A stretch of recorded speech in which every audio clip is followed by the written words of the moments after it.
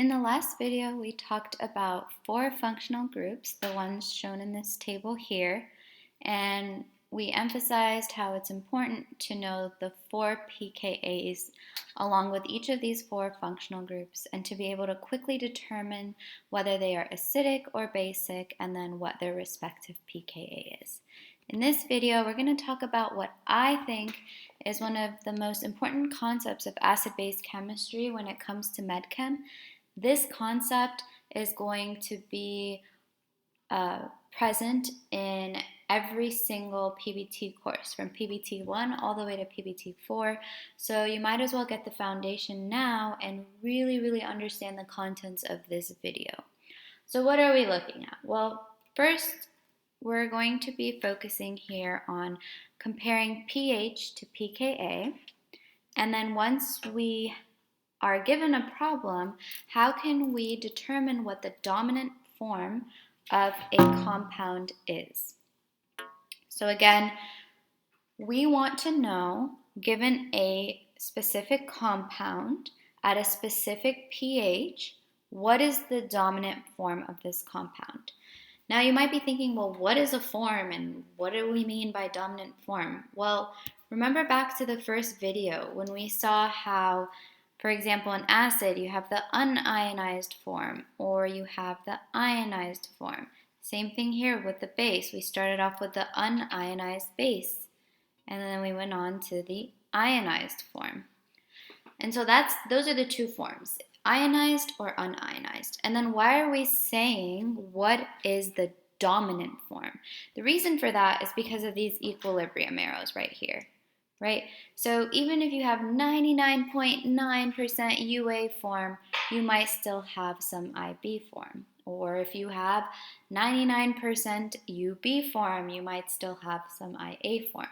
So you always have a certain amount, even if it's so tiny, of one form, but what we're trying to determine is what is the major form? What is the predominant form? It's not what is the only form, but what is the predominant form. So that's where that comes from.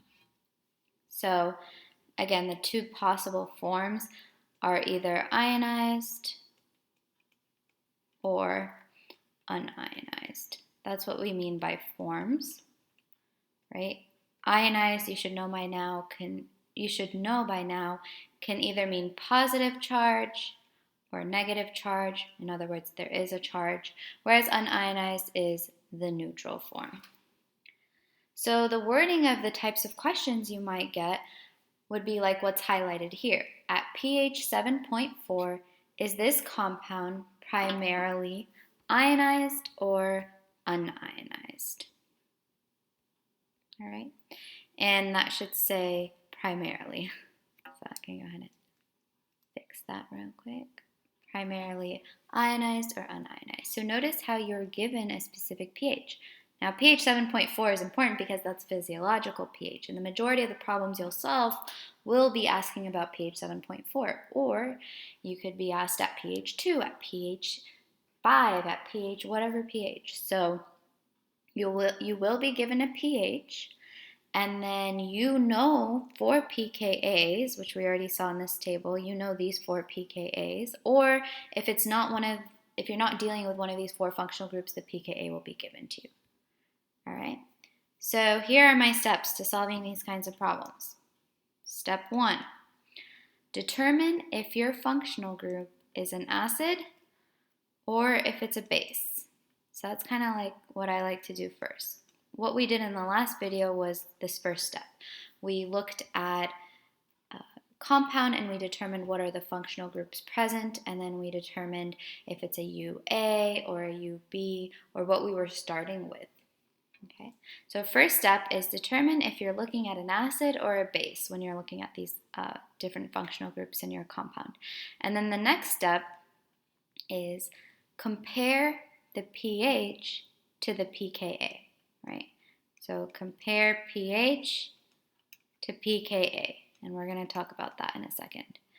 And then the last step is figure out the charge, right? So based on this step number 2, you're going to know if you have a compound that is primarily ionized or unionized, right?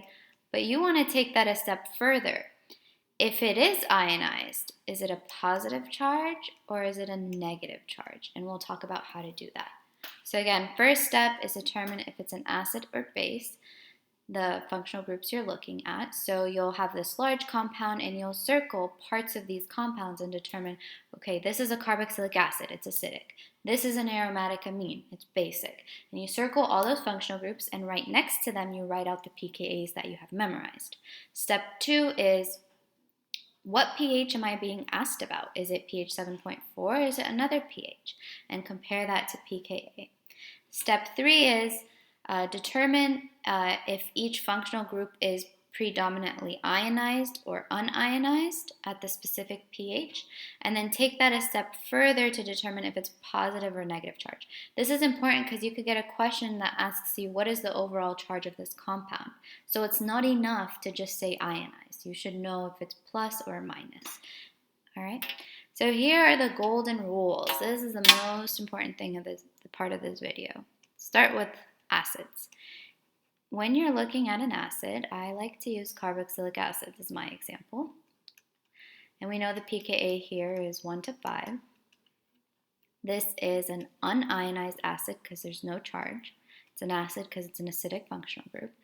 And if I'm looking at this unionized acid, and I am being asked at pH 7, okay, at pH 7, is this functional group primarily ionized or unionized? So I want to know, is it ionized or is it unionized?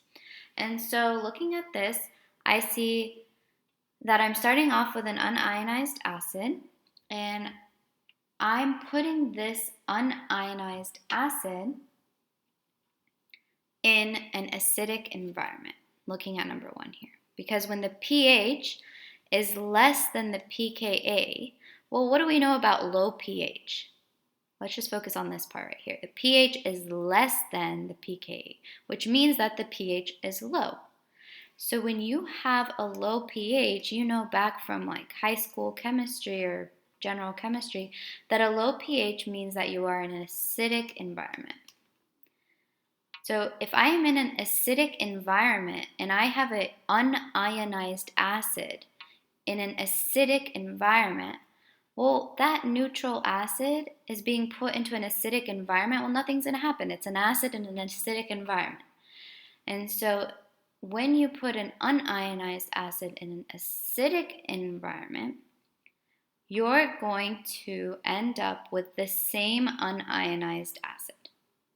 So, in other words, when the pH is less than the pKa, when we put an acid in an acidic environment, that unionized acid over here is going to remain an unionized acid. So this is the correct answer for number 1. And then for number 2, if the pH is what? Greater than the pKa, right? So if the pH is greater than the pKa,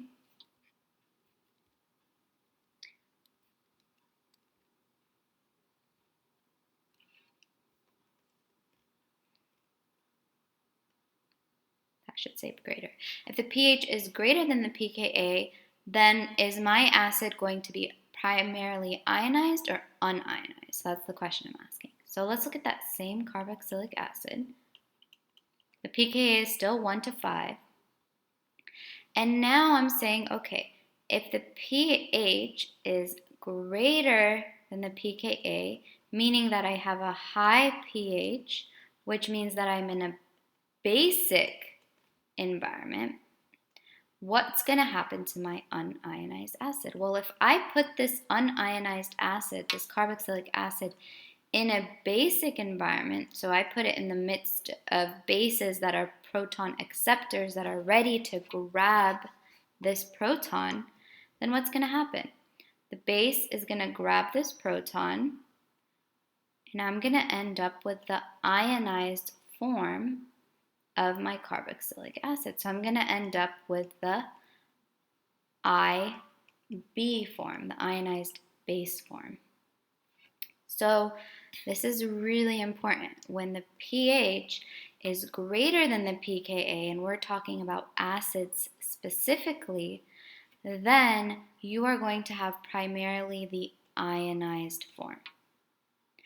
So they're opposites. When you put an acid in a low pH environment, so like this number 1, when you put an acid in an acidic environment, it's going to stay unionized. There is nothing in that environment that's going to take the proton off of the acid, right? So I like to think of it as acid in an acidic environment, it's going to stay a UA, and it's going to have no charge. Whereas an acid in a basic environment, like in this second part here, when I put an acid in a higher pH, where the pH is greater than the pKa, in a basic environment, that proton is going to be removed. I will have an ionized form. Specifically, I will have a negative form of my starting carboxylic acid or whatever acid you started.